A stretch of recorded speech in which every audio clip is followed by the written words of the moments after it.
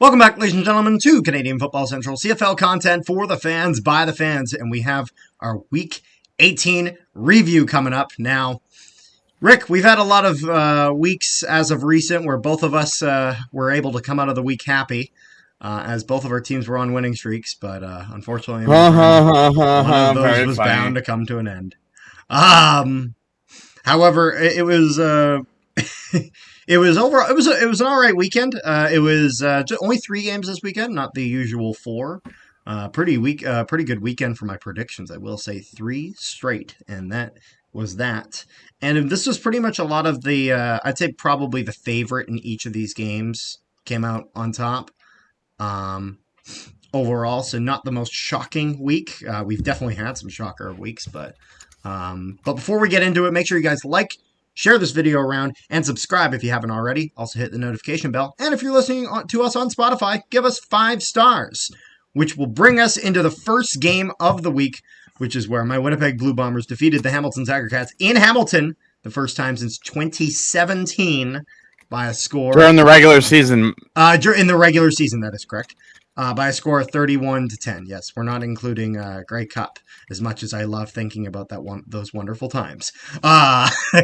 And so, Rick, I have my perspective as a Bomber fan. I was only really able to watch through and through the first half of this game. The other half, I had some stuff going on. You were there at the stadium, at Tim Hortons Field. How was this from a Ticats perspective through and through? I will say, we need to get Tim White gloves. This guy had a wide open touchdown. And he can't catch an effing ball. Yeah. Like, and then it's like, you guys didn't even do anything. Let's just be honest. Claris didn't even have to do anything the whole game. This was mostly a Brady Oliveira game. I think it was exactly. I think this was very smart from Coach Mike O'Shea as well as Buck Pierce, where they kind of saw that the running game had some decent success against Hamilton a few weeks ago. And so rather than necessarily going back to the passing game, which served them so well in their game against Edmonton, they realized that the running game was the way to go for this game, just in the way that the Ticats had kind of had some issues dealing with Brady Oliveira. And so that definitely continued this time, as Brady Oliveira did get himself 1 rushing touchdown. On 24 rushes, he got 147 yards, an average of 6.1, with his longest being 17. And overall, but yeah, Zach Collaros really did not do much. He went 13 for 19, 201 yards, an average of 10.6 yards on average, so not terrible there. 1 touchdown, no interceptions. It was good to see Collaros at least go another week without throwing picks, as that's been a common criticism of him this year, all things considered. However, he's, again, like I said, he's the best clutch quarterback in the league, and he's making it count where he needs to.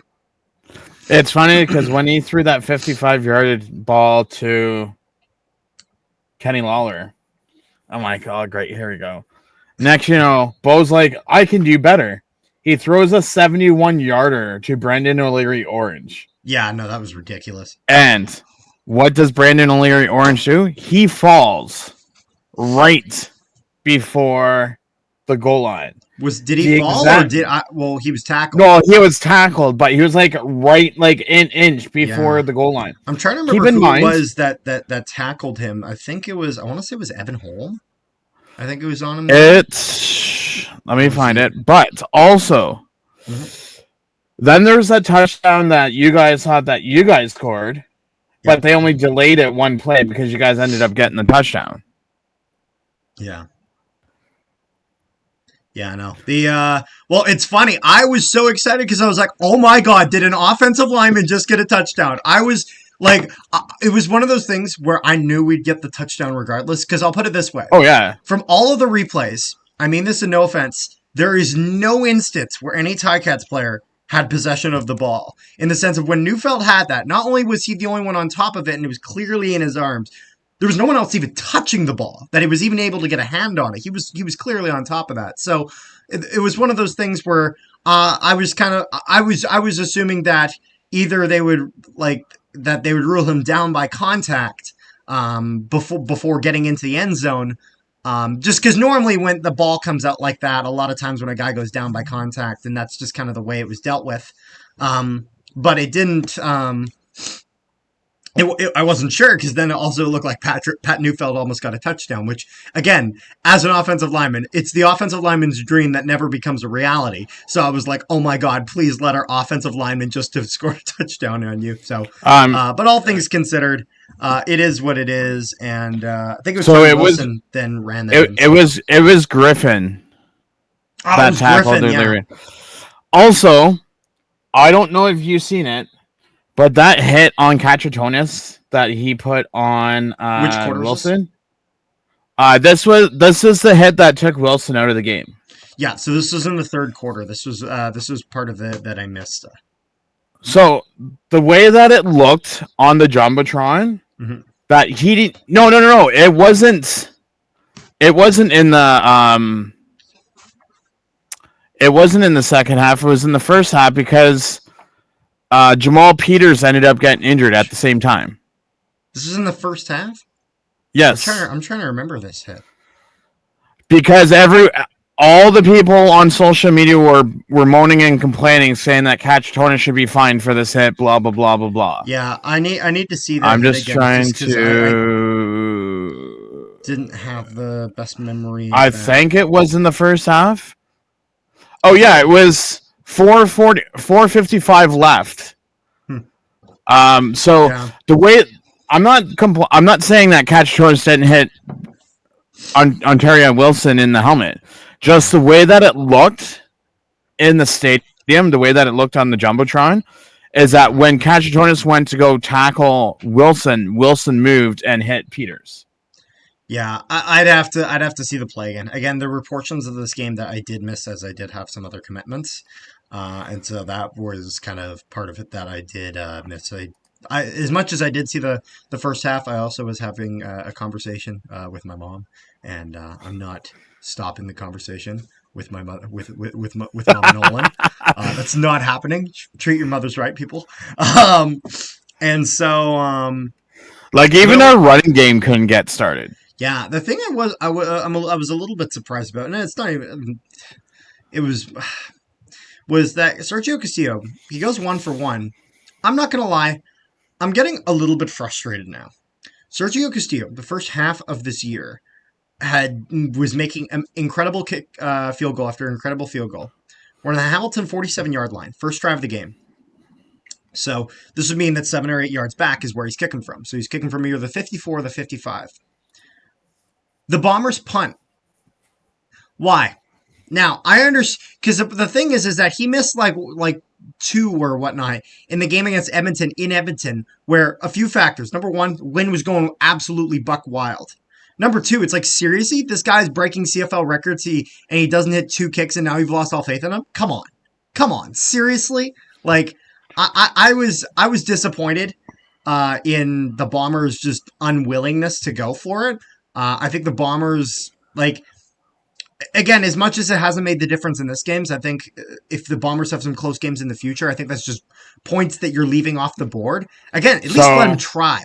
And it's one of those things where he's been proven to hit it. He's hit it from 5 yards further than that, back at the 60. Honestly, I'm someone of, if it's 62 or under, you should be going for it. With a kicker like Castillo, with the year he's on, you should be going for it. And so I think as much as it didn't burn the Bombers, it could burn them down the road, leaving those points up. So, it was not windy at all. I know. So that's why I mentioned it, because that's why I think him missing those 2 kicks in Edmonton isn't nearly as big of a deal as some suggest. So Sheahan in the fourth quarter, he punted from your guys' 57 and 47. Yep. Third quarter, he punted from our 47. Let me that's see. Another 54, 55 yarder. I'm just trying to see what other. At the end of the day, it doesn't matter if he got Yeah. five, if he got 5 instances, 2 instances, 1 instance. I know there's at least one in that game, and the fact of the matter is that he went 1 for 1, so he did his job. It's one of those things when you have a kicker as capable of him.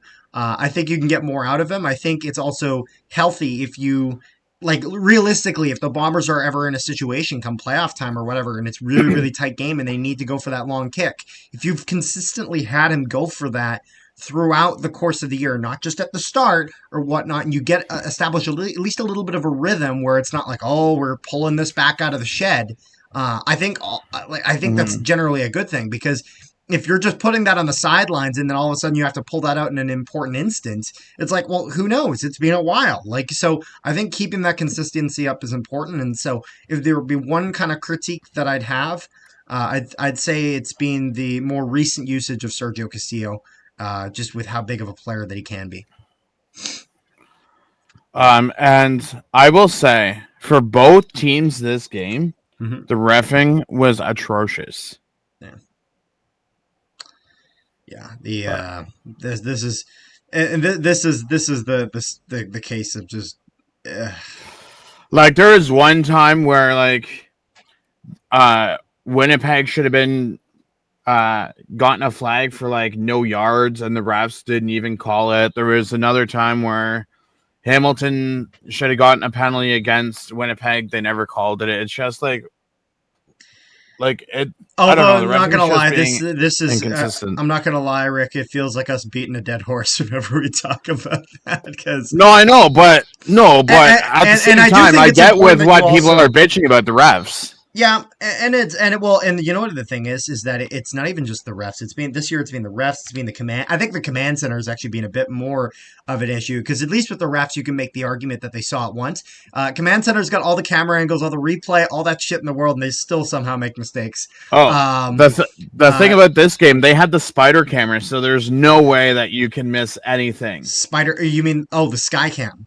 Yeah, sky cam. I call it the Yeah. spider cam. Oh, okay. Yeah. Oh, so I'd never heard that. I'd always heard the Skycam. But yeah, no, I mean, at the end of the day, I think you kind of bring up an important point in the sense of that this is not specific towards any sort of team. I know there's all the conspiracies uh, about this and about that, and they are exactly that conspiracies. But at the end of the day, every team in this league at one point or another has gotten the short end of the stick when it comes to the officiating. And whenever you got, I don't think he was officiating this game, but whenever you got Andre Pruitt on there, you can be sure that a whisper in the wind will get you a pass interference. As I think he gets confused with the other kind of football in terms of the soft calls, and so. But all in all, that's all I had for this game. I don't know if you had anything else, Rick, but No, because it's like you said, it's just like beating a damn yeah. horse. Yeah, so with this win, Winnipeg would clinch a playoff spot, or not a clinch a playoff spot. They clinch a home game in the playoffs, and the only way that they would be able to get the West Final is if Saskatchewan lost their game. So obviously they did not. So Winnipeg with a home playoff game, no confirmation yet on a West Final, and so that will depend on how some of the future games goes. But the next game would be a very, very important win for the BC Lions, as the BC Lions would defeat the Calgary Stampeders by a score of 32-15 at home. And overall, BC getting, a field goal for, each quarter and then just lighting it up in the third quarter with 23 points in the fourth quarter. Sorry, not the third quarter. Keep in mind, two of those touchdowns were on defense. Yep. And some major blunders. First of all, I want to get it out of the way. I'm going to tell you right now, Jake Mayer throwing a pick six to Matthew Betts on a screen pass has got to be one of the worst fucking interceptions I've ever seen in my entire life. I'm sorry. What the hell was that? I don't know what he was looking. What do you seriously throw a pick six on a screen pass?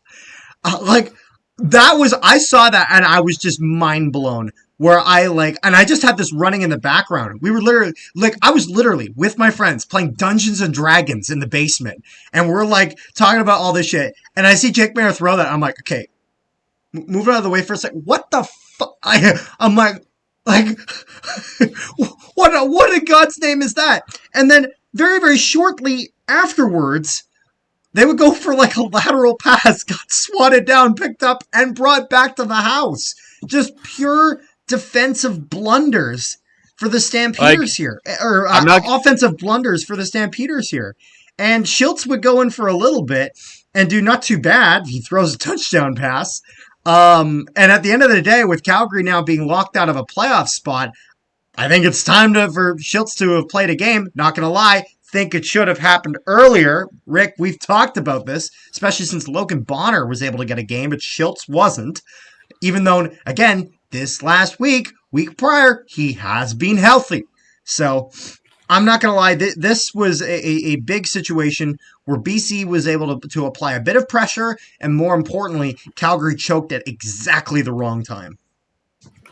And I'll be honest, who's ever the coach next year, if it's Dickinson, there's not going to be any. I'm going to tell you right now, this is just my personal opinion. What quarterback is going to want to go to Calgary for a backup role if you're not going to get any playing time?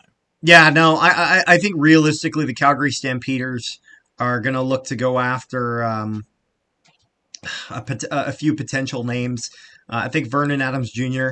is one of the ones that you can go after, or I guess whoever BC's willing to give up. I imagine it's Vernon Adams Jr., and they'll want to keep Nathan Rourke. But if Nathan Rourke's available, who knows, maybe you go after that. If Trey Ford or McLeod Bethel Thompson are available in Edmonton, depending on which one they're kind of willing to keep, if you could look at the Red Blacks, look at Drew Brown or Jeremiah Mazzoli, depending on if the Red Blacks intend to keep both of them or if they only keep just one of them. So realistically, I expect next year a new guy leading the charge in the quarterback position for the Calgary Good thing Stampeders. is Jake Maris contract's up at the end of the season. Yeah, and realistically, I do not see them re-signing. I see them looking to move elsewhere, and I think that would be the wise choice. And I do think that Dave Dickinson will be relieved of his duties at the end of this year. As much as he's been able to bring them success in the past, I think that this Calgary Stampeders needs to move on. I think that extends to the coaching staff. I think that extends to some of the core, not all of the core. I think defensively they have a decent amount of pieces. I think receiving core, they got a few pieces, but they need a little bit more to kind of bolster that a little bit. And maybe get some guys and make a bit more out of them. One thing I do have a question about this game. Rick, did you see the situation with Cam Eccles on the sidelines? He went down. I wasn't. I did not see the actual. I didn't play, watch any of this game, or I didn't see exactly what happened. I don't know if he just collapsed on the sidelines or if he took a hit. Just because, again, I was playing some Dungeons and Dragons with my buddies at that point. We were just chilling around. I just saw literally everyone crowded around him, and that's when I kind of noticed. I'm like, oh, what the hell? Didn't see any replays of that. If someone in the comment section can fill me in with exactly what happened with Cam Eccles in the situation, please do so. I would very much appreciate that, as I really did not know what happened. Well, I know he got carted off because I saw that. Yeah. Seeing people saying best wishes, get well soon, and stuff like that. I don't know if he collapsed like on the sidelines or if this was a football play. You know what I mean? I have no idea what the situation was, as he was already at the sidelines when he was carried off. So that's kind of why I'm bringing that up. But overall, Hatcher would kind of be leading the charge here on the receiving core. Keanu Hatcher, 4 receptions, 97 yards for the Lions. On the Stampeder side of things, Reggie Begelton, 73 yards, 1 touchdown. There would also be a touchdown for Ishmael Hyman, 1 receiving touchdown for him. Matthew Schultz with 26 yards rushing. Dedrick Mills would only go 1 on 16. He would get 16 on 1 rush.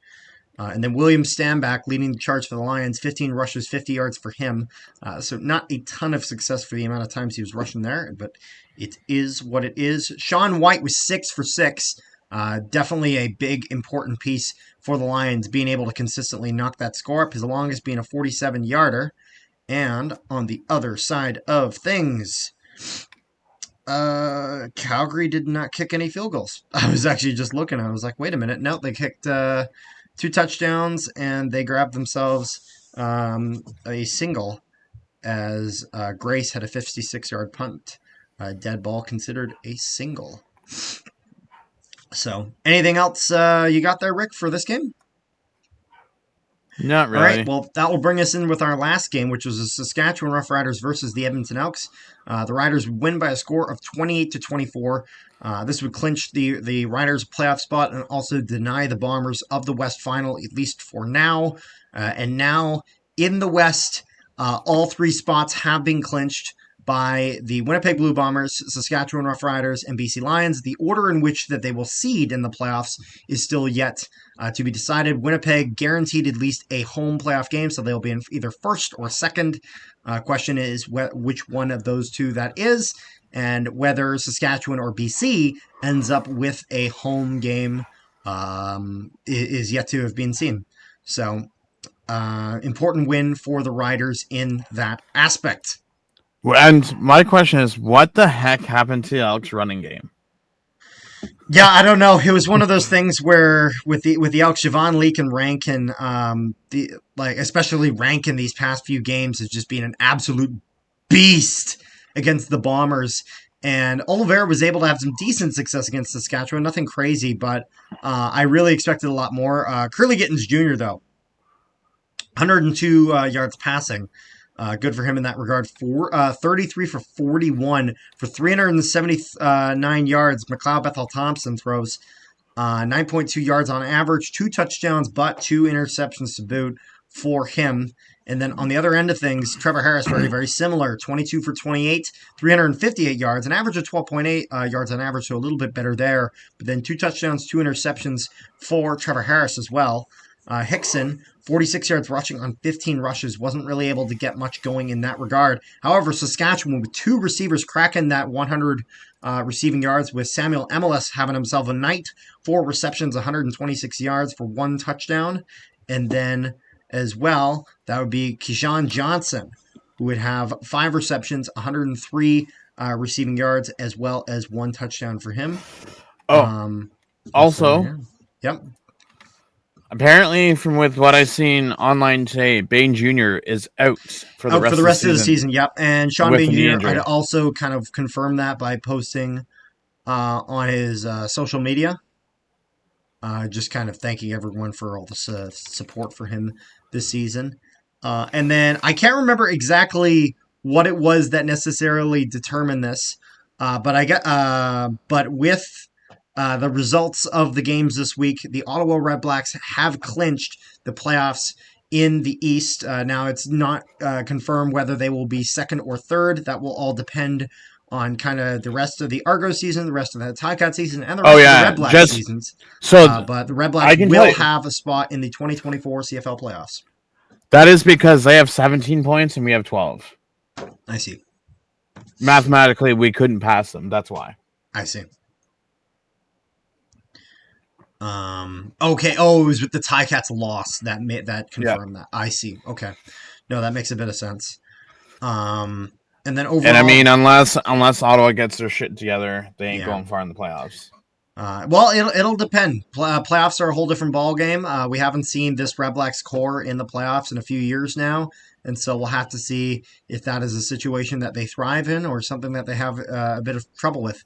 As if it is the Argonauts that do make the playoffs, again, they were able to go and win the Grey Cup 2 years ago. However, last year, despite all the success they had to start the year, they cracked under the pressure, and it was just too much. So who knows if maybe the Redblacks can take advantage of something like that with Chad Kelly again, if the Argonauts are the team to get that third spot. One thing I will mention, as a fair CFL fan that I am,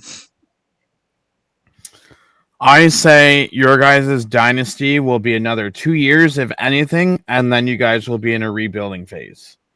I only say that because Zach Claros is not going to play when he's 38. He'll play when he's 37. It will unless he gets a concussion before then, that will just end his career because he's 1 concussion away, and then he'll be done. But it'll really depend, because the Bombers have been very, very good in the sense of that they have, as the dynasty is still kind of in its, because it really. Like there are some people who, maybe dynasty, maybe not. Whatever dominance, dynasty, whatever word you want to use. The Bombers are definitely the team that have been going through that the past few years consistently. The Bombers have also done a decent job at getting some good rookies in the system and bringing them up. Guys like Ontario Wilson, guys like Kevin Cursius have been decent. Ontario Wilson, of course, being the standout of those. And then also being able to do a good job at keeping some of the veterans. Some of the guys are going to be phasing out, though that's very much true. Stanley Bryant, in a few years, he'll be gone. Adam Jefferson. Bighill, he'll be gone. Zach Caleros at some point, he'll be finding his way out. And Willie Jefferson at some point, I imagine. Willie Jefferson, though, is a guy that I expect that the Bombers will get basically immediately into a management position as he's very much ingrained himself in Winnipeg. He's moved his entire family here from Texas, which, by the way, that's not very popular. But, you know, we love Willie for doing that and really showing his commitment to the city and the community. And but the Bombers have done a good job of bringing guys up through the system. And with all the quarterbacks out in the CFL, even when Caleros is kind of on his last legs and he finds his way out, who knows? The Bombers might have another guy in the system, or they might just do what some of the other teams are and sign abroad. At the end of the day, that was a strategy that worked well for the Montreal Alouettes, bringing in Cody Fajardo, won him a Grey Cup. Who knows? Bombers might be able to do a similar thing. There's a lot of good quarterbacks in this league and even down in the UFL as well. So who knows? So one thing about the UFL that I heard the other day is if they have another year like they did this year, they're not going to be lasting much longer. I would not be surprised. Because apparently the XFL was a league that was bleeding money in one way, and the USFL was a league that was bleeding money in another way. At the end of the day, no matter what side of the coin you're on in terms of if you want them to fail or if you want them to succeed, the XFL was a league that was bleeding in terms of just they didn't have... They signed contracts that they couldn't afford. They kind of AEW'd it, where they signed contracts that they couldn't afford, and they tried to get all this talent. They couldn't get enough eyeballs on the product. The USFL actually did a decent job getting eyeballs on the product in terms of television, but they had terrible stadium deals where teams would not even play home games, and they only had 2 cities that they'd play all the games in the league on and would rely on the broadcast. And as much as the broadcast was decent, it wasn't good enough for that. You got to have people in the building. And it's hard to build a fan base like that. And when you kind of mix those two things together, I think they were hoping that they'd solve one problem with the other league's resources and they'd solve the other problem with the other league's resources. But what has kind of happened is they've actually gotten both problems and solved neither of them. Apparently, St. Louis is the only one that's... Because St. Louis should have an NFL team. That's why. Because St. Louis should have never lost the Rams. That's why. That's why the St. Louis Battlehawks do really, really well. However, this is not a UFL video. It's just talking about... No, I was just pointing out that... Our glorious Canadian Football League. You mentioned quarterbacks down there. I mean, you never know. And we might see some of those guys come up if that league does fold, which is very much possible. There's been tons of spring leagues that have come up, whether it was the 2001 XFL, whether it was the Alliance of American Football, whether it was Vince McMahon's XFL or Dwayne Johnson's. The CFL have had that secondary It's just market. weird because, like, you see players like Terry Godwin last year that almost had a 1,000-yard season with the Ticats. Cam Phillips, who had an outstanding season Bethel last Thompson year was down there for a year as well. No, I'm not saying down there. I'm saying up here. That I thought you were just talking about. I thought you were going to mention some guys that maybe went down there. I'm just saying, like, we're going that route. Bethel Thompson was down with the New Orleans Breakers, so. No, I'm just saying, like, if that league ever folded and those players would come up, you'd see a lot of these big influx of talent. Not only that, but you'd see a lot of, like, these veteran players. Tons. That aren't doing well anymore get cut for the younger. Yep.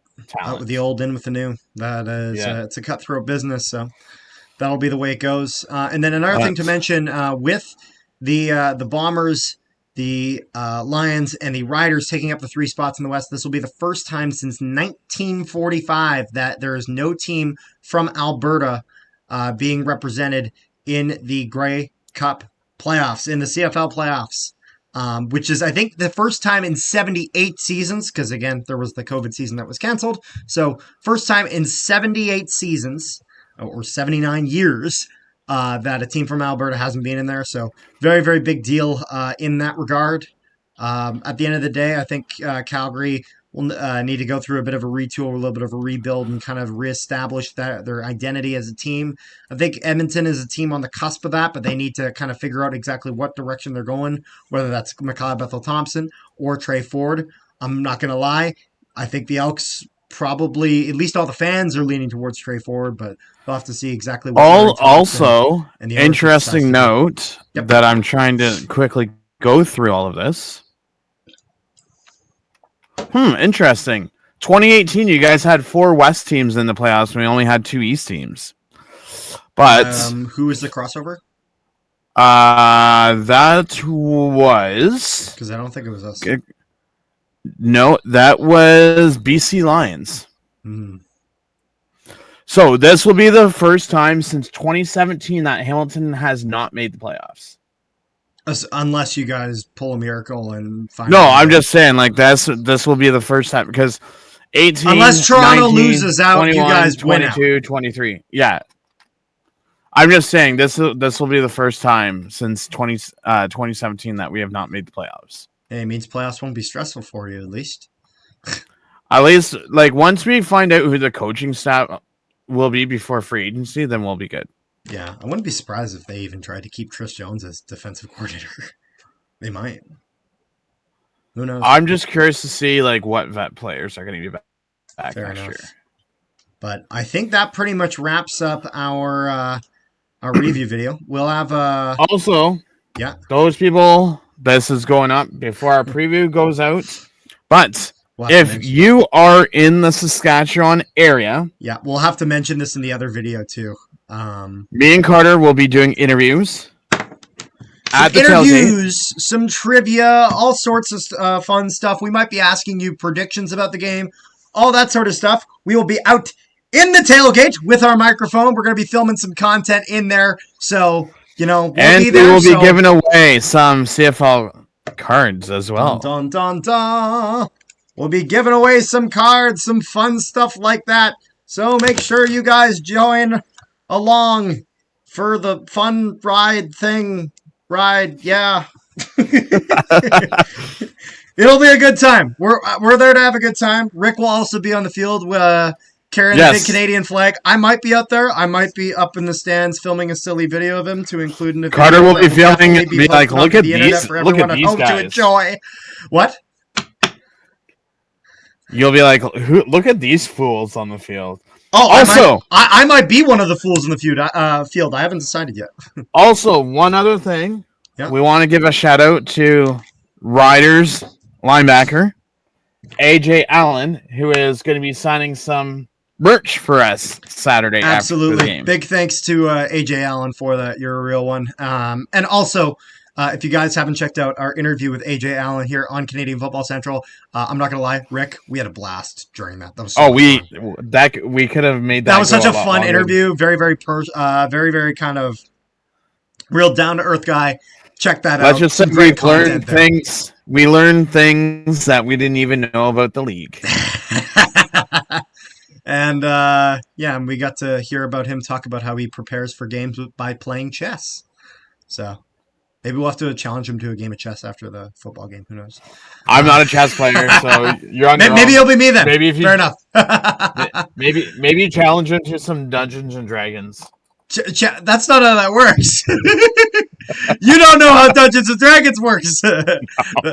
That's all good though. But I hope you guys enjoyed this video. Make sure you guys like, share, and subscribe if you haven't already. Make sure you hit the notification bell because it helps out the channel a ton. Also, if you're on Spotify, make sure you guys give us 5 stars. I told you to do all the stuff at the start of the video. I'm telling you to do it at the end. They don't listen. I don't know. I don't know, Rick. I can't control our viewers, but I can shamelessly plug. So it is what it is.